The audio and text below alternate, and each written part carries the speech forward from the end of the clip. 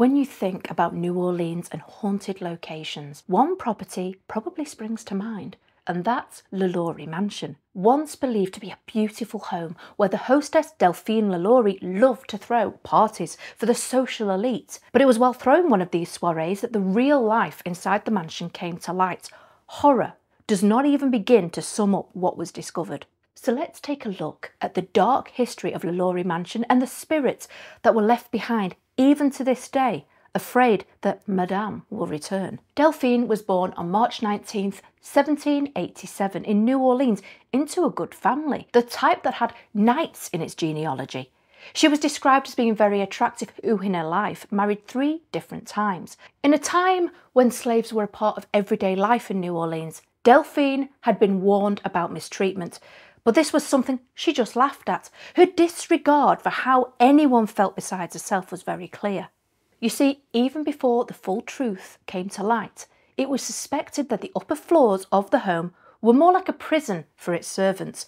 Her staff feared her, and maybe this was something she got off on. She enjoyed the way that they dared not meet her gaze, because it certainly wasn't respect that they felt. Things were so bad that there is a story of one young girl who was so utterly terrified after angering her mistress that she ran around the house while being chased with a whip. When she thought she had no place left to go, she jumped from the balcony into the courtyard below and died. When questioned by the police, Delphine lied and said that it had been a terrible accident. But when witnesses saw the young girl being buried in the backyard by lantern light, her story became less believable. The rumours swirled and were hit back with lies and laughter, but on April 10th, 1834, the truth finally came out in a blaze that destroyed her home and reputation. While enjoying another lavish party, it was noticed that there was smoke coming from near the slave quarters. Guests were concerned, but the LaLauries waved their worries away, stating that there was no one in the home.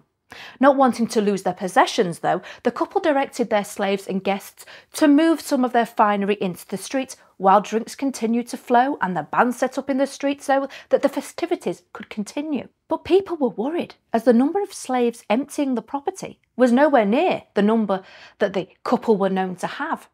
Concern grew stronger, and the onlookers started to plead with Dr. LaLaurie to free those trapped inside. His words were cold, to say the least. He responded, "There are those who would be better employed if they would attend to their own affairs instead of officiously intermeddling with the concerns of other people." As you can imagine, the fire attracted much unwanted attention, and before long, firefighters arrived at the scene. After being given permission by Judge Canon J to break down the doors, what was found left the men cold and sick. They discovered an old lady chained in the kitchen with a severe wound to her head. She sobbed to the firefighters that she set the fire in a suicide attempt, as she didn't want to end up in the upper room where Madame dished out her punishments. She led the men upstairs to where a heavy oak door stood with no handle. The LaLaurie couple tried to block them from entering, but they forced the door open, looking for more signs of fire damage. What they got instead was an overwhelming stench of rotting flesh and death. This is what the New Orleans newspaper The Bee had to say the very next day on April 11th, 1834. The doors were pried open for the purpose of liberating them. Predisposed to taking this liberty, several gentlemen, impelled by their feelings, demanded the keys, which were refused them in a gross and insulting manner. Upon entering one of the apartments, the most appalling spectacle met their eyes. Several slaves, more or less horribly mutilated, were seen suspended from the neck, with their limbs apparently stretched and torn from one extremity to the other. Language is powerless and inadequate to give a proper recollection of the horror which a scene like this must have inspired. We shall not attempt it, but leave it rather to the reader's imagination to picture what it was. The slaves were the property of the demon in the shape of a woman whom we mentioned in the beginning of this article. They had been confined by her for several months in the situation from which they had thus been rescued, and had merely been kept in existence to prolong their sufferings and to make them taste all that the most refined cruelty could inflict. But why dwell upon the particulars? We feel confident that the community share with us our indignation and that vengeance will fall heavily upon the guilty culprit. So what else was seen inside the house of horrors, you might wonder? Well, one woman was found wearing an iron collar and chained by her feet. There was a man who was covered in scars from head to foot and nursing a large hole in his head that was filled with maggots, with a young girl described as being in a similar position close by to him. A young boy told the police that he had been chained up for 5 months, only being fed a handful of meal per day, with severe, cruel treatment dished out every morning. But it gets even more horrible. There was a woman caged who had had her limbs broken only to be reset again in unnatural angles, resembling a crab. Another woman had had her limbs removed entirely and circular pieces of skin removed to make her look like a human caterpillar.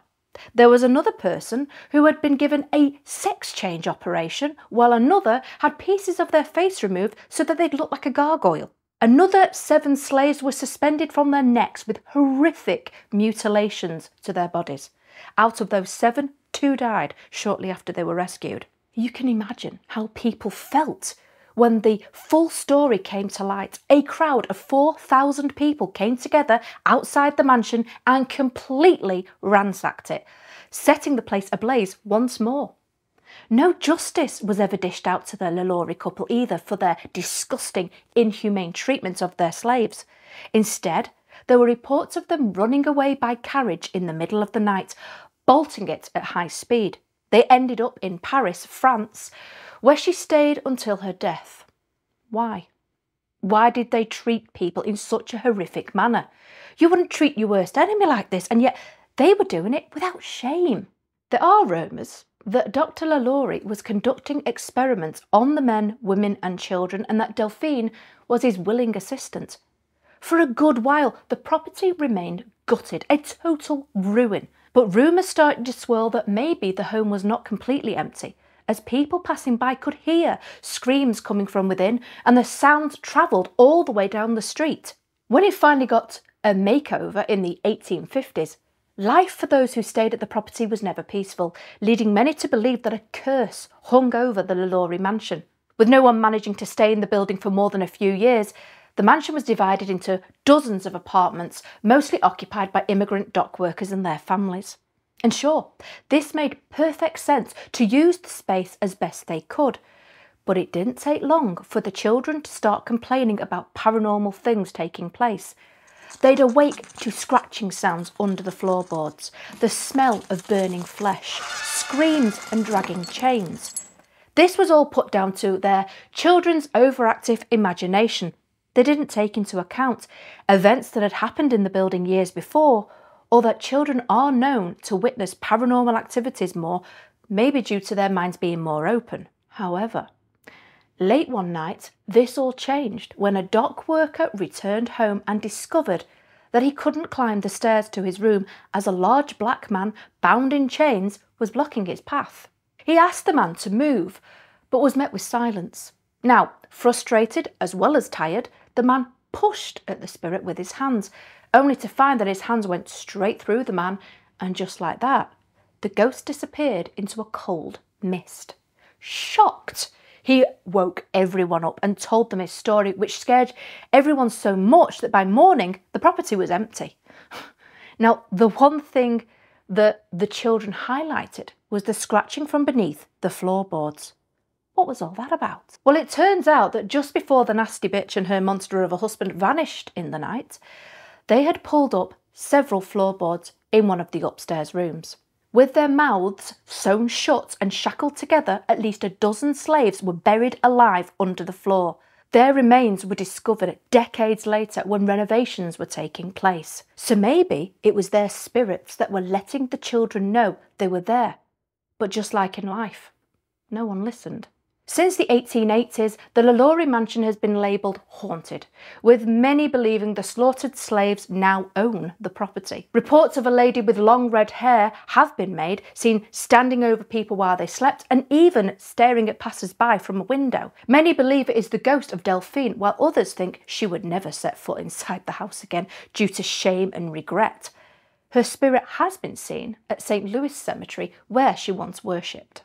This house certainly does seem to belong to the dead now, with the sound of doors slamming shut, faucets turning on by themselves, furniture moving on its own, and the sounds of agony being screamed from each of the rooms at night. People have seen the ghostly apparitions of slaves walking around in chains, while guests have seen the outline of a body on their beds, even though no one had slept in it. Is the mansion cursed? Many would believe so, especially when you take into account the story of Nicolas Cage. He purchased the property for $3.45 million, hoping to find inspiration within the walls to write a horror novel. Well, after years of success, his career came crashing down around his ankles, along with bankruptcy and other bad luck.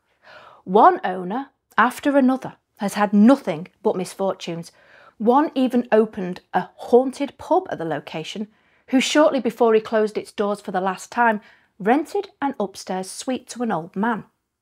This man seemed a little off in some way, and after just a few days was found dead in his room with $10,000 worth in gold found amongst his belongings. What was he doing with that amount of gold?